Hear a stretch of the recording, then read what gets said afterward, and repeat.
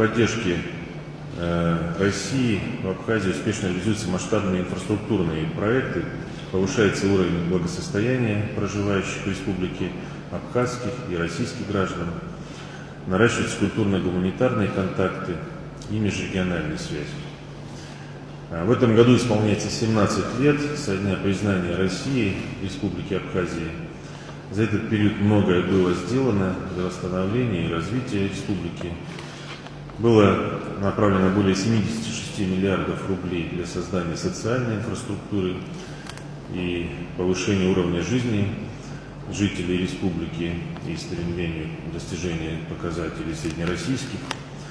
За этот период восстановили и построили более 78 объектов социальной инфраструктуры, более 500 километров дорог и 460 километров инженерных сетей.